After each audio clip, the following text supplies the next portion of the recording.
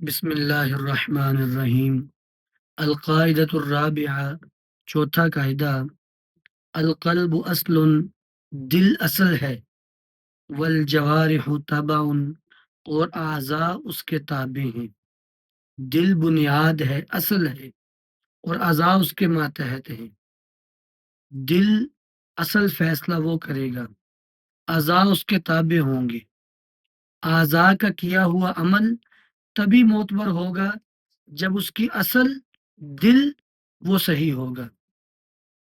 کہتے ہیں کہ القلب اصل والجوارح تبع، دل اصل ہے اور اعضاء اس کے تابع ہیں۔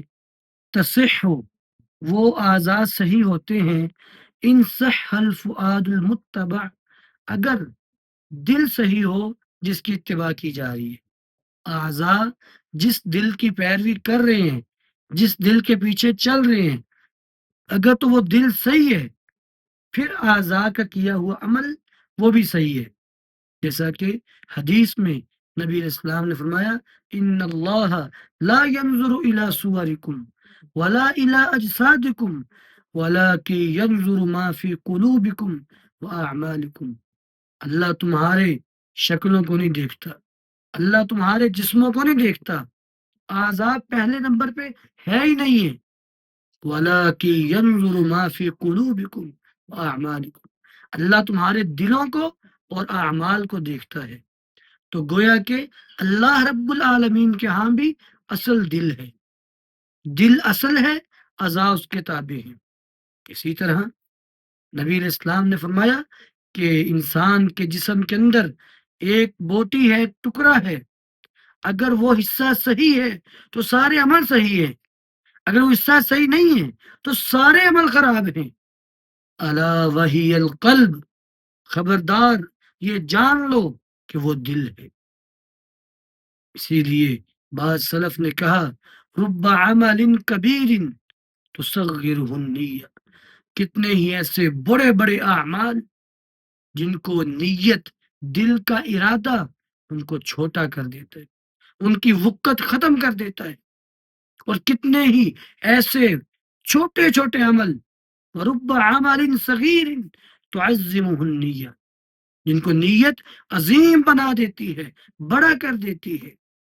تو گویا کہ دل یہ اصل ہے اور اعضاء اس کی فرع ہے۔ تفسد ان یفسد، وہ اعمال بھی فاسد ہوں گے اگر یہ دل فاسد ہوگا۔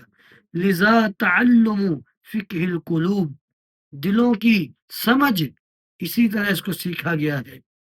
من سواہ اعظم، اور یہ باقیوں سے زیادہ عظیم ہے، یہ باقیوں سے زیادہ بڑا ہے معاملہ ہے۔ تمام اعضاء، ان کی غلطی، ان کی خرابی دل کی خرابی سے چھوٹی ہے۔ سب سے بڑی خرابی، سب سے بڑا فساد وہ دل کا فساد ہے۔ اس لیے اگر دل صحیح نہ ہوا، زندگی بھر کی ریاضتیں، زندگی بھر کی محنتیں، ان پہ پانی پانی پھیر دیا جائے گا، ان کا کوئی مول نہیں ہوگا، اللہ کے ہاں ان کی کوئی وقت نہیں ہوگی۔ اس لیے اگر وہ دل فاسد ہوا تو تمام اعمال فاسد ہی کہلائیں گے۔ وَكَانَ هُوَ الْأَصْلَ فِي الثَّوَابِ، وہ دل ہی اصل ہے ثواب میں بھی، مدح میں بھی، او فی الذم والعقاب، یا مذمت اور سزا میں۔ یعنی انسان کی سزا اور جزا، اس کی مدح اور مذمت، اس کا دار و مدار اس میں بھی دل ہی بنیاد ہے۔ اگر اس کا دل صحیح ہے، جیسا کہ حدیث بطاقہ کہ جس شخص نے صرف ایک مرتبہ کلمہ پڑھا لیکن اللہ کی رضا کے لیے، کہ اللہ میں تیرے چہرے کو خوش کرنے کے لیے اس بات کا اقرار کر رہا ہوں، جس بندے نے اتنا بھی کر لیا تو اس کے 99 رجسٹر گناہوں کے وہ ہلکے ہو جائیں گے، اور یہ ایک پرچے جتنا عمل یہ بھاری ہو جائے گا۔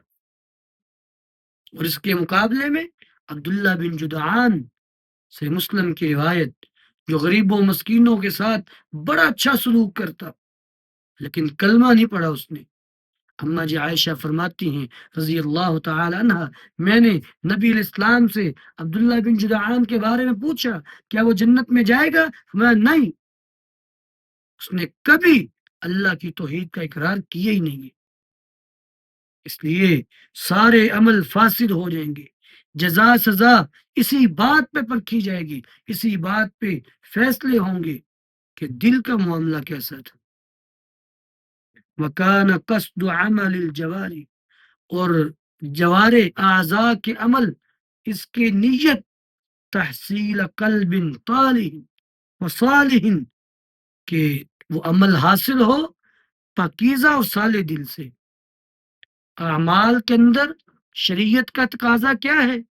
کہ وہ عمل طاہر دل سے صادر ہو، وہ عمل صالح دل سے صادر ہو، یعنی شریعت اعمال کا تقاضا جب کرتی ہے، ساتھ دل کی پاکیزگی کی شرط لگاتی ہے۔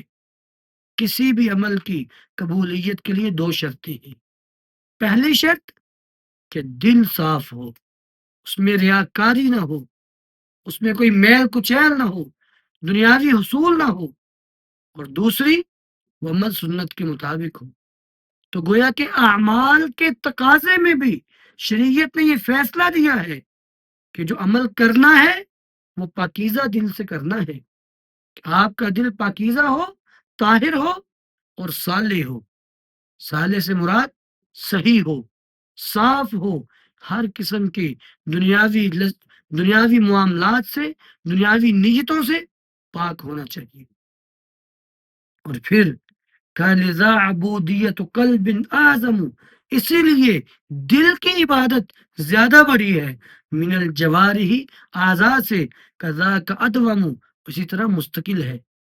اعضاء ہمیشہ عمل کر سکتے ہی نہیں ہیں، اعضاء تھک جاتے ہیں، اعضاء مستقل عمل نہیں کر سکتے، ان کو وقفہ چاہیے، آرام چاہیے۔ دل ہر وقت اللہ کی یاد میں رہے پھر بھی نہیں تھکتا، تو دل کے عمل میں دوام بھی ہے، اور باقی اعضاء کے اعمال، ان کا اعضاء کے اعمال کا دار و مدار چونکہ دل پہ ہے، اس لیے دل کی عبادت زیادہ بڑی ہے۔ اور نبی علیہ الصلوۃ والسلام نے نفس کے جہاد کو بڑا جہاد کیوں قرار دیا؟ اس کی وجہ یہی تھی، اگر آپ کفار سے جہاد کرتے ہیں، کافر سے لڑتے ہیں، تو آپ ہر وقت نہیں لڑ رہے کہ آپ سارا سال لڑتے ہی رہیں یا ساری زندگی لڑتے ہی رہیں۔ جب جنگ ہوگی، کوئی موقع بنے گا، تبھی لڑیں گے نا۔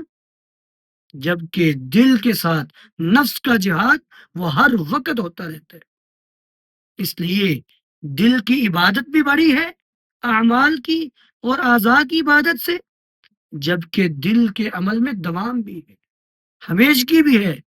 جوارے کے اعمال میں دوام نہیں ہو سکتا۔ وَكُلُّ وَاجِبٍ مِّنَ الشَّرْعِ، اور شریعت کا ہر واجب، عطا وجوبہ علی الفؤاد، جس کا وجوب دل پہ آتا ہے، ثابتا، تو وہ دونوں ثابت رہتے ہیں۔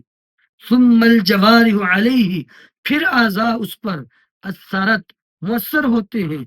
فرب اصل بفروعہ ثبت، کتنے ہی اصلیں اپنے فرع کے ساتھ جڑی ہوتی۔ تو گویا کہ صاحب کتاب نے ان دو اشعار میں یہ بات سمجھائی، کہا کہ شریعت کا کوئی بھی واجب، کوئی بھی ایسی کام، ایسا عمل جس کو شریعت نے ضروری قرار دیا ہے، جب وہ دل پہ وارد ہوتا ہے، وہ تبھی ثابت ہوتا ہے کہ دل اس کو اپنے اندر سمو لے۔ پہلے دل اس کا اقرار کرے گا، پہلے دل اس کو مانے گا، پھر اعضاء اس پہ عمل کریں گے۔ جیسا کہ نماز، روزہ، حج، کوئی بھی عمل دیکھ لیں، جب دل کے اندر قصد ہو جائے گا پھر اعضاء کا قصد ہوگا، جب دل تیار ہو جائے گا عمل کے لیے پھر اعضاء تیار ہوں گے۔ تو گویا کہ کہا کہ ہر شریعت کا واجب دل پہ جب آتا ہے تو اعضاء اس پہ تب اثر انداز ہوتے ہیں جب دل اس کا ارادہ کرے، کیونکہ کتنے ہی ایسے اصلیں ہیں جو فرع کے ساتھ جڑی ہوتی ہیں، جیسا کہ اس مسئلے میں بھی اصل اور فرع دونوں آپس میں جڑے ہوئے ہیں، دل اور اعضاء کا عمل آپس میں جڑا ہوا ہے۔ دل کا ارادہ نہ ہو اور عمل کیا جائے یہ ممکن ہی نہیں ہے، یا دل کی نیت خراب ہو اور عمل قبول ہو جائے یہ بھی ممکن نہیں ہے۔ میں یا ربی، آخر میں پھر دعا، اے ہمارے رب، اکرمنا بحال صالح، ہمیں اچھی حالت کے ساتھ عزت عطا فرما، اور فی القلب دل میں بھی، واللسان زبان میں بھی، والجوارح اور اعضاء میں بھی، یعنی ہماری حالت دل میں بھی اچھی ہو، زبان پہ بھی، اعضاء میں بھی۔ اس لیے کہا چونکہ ایمان کے اندر اقرار باللسان، تصدیق بالقلب اور عمل بالجوارح تینوں شامل ہیں۔ اس لیے اللہ ہمارا دل، ہماری زبان اور ہمارے اعمال میں موافقت ہو۔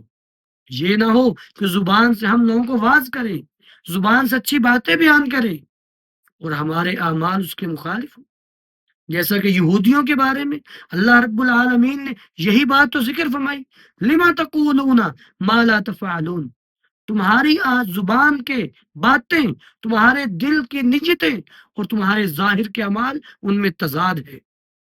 زبان کچھ کہتی ہے، تمہارے اپنے عمل کچھ ہیں۔ ایسا نہ ہو، اے اللہ ہماری حالت بہتر کر دے، دل، زبان اور اعضاء ہر معاملے میں ہم بہتر ہو جائیں۔